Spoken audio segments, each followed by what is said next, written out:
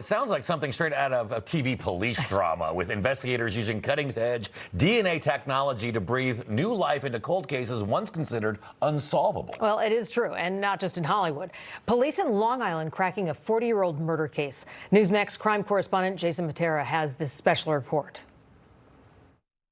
I never gave up hope. I only loved her, and I miss her. She lives in my heart, as you can see. Theresa Fusco's loved ones have lived with nothing but questions and grief. More than 4 decades ago, this 16-year-old was found raped and strangled in Lynbrook, New York. Now, after 41 years, authorities say DNA breakthroughs have finally unmasked her killer. It was November 10, 1984. Theresa finished her shift at the Hot Skates roller rink. She walked out at 9:47 p.m., the last time anyone saw her alive. Her body was found 4 weeks later. When it happened, it was so shocking to all of us. There was kind of a loss of innocence to a lot of young people at the time. In 1986, 3 men were wrongfully convicted of Theresa's murder and spent nearly 18 years in prison before their convictions were thrown out in 2003.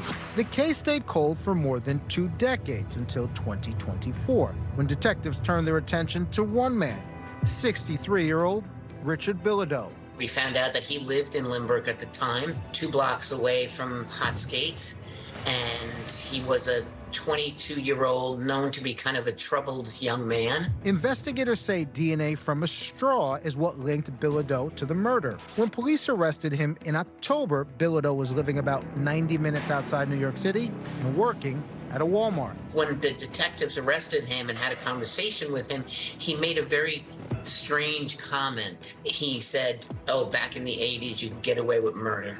He did then, but not now. How critical have these advances in DNA technology been in helping to solve these cold cases? It's essential. You know, we can't solve them without these tools. We can't solve them because these tools didn't exist back in 1984 when the crime happened. Theresa's father says he's grateful that law enforcement never gave up on getting justice for his daughter. It just meant the world to him that he had some closure, that he knew who we believe killed his daughter. Mark E.D. Richard Bilodeau has pleaded not guilty to second-degree murder, but his arrest underscores a much bigger reality. Making America safe again isn't just about policing or policy.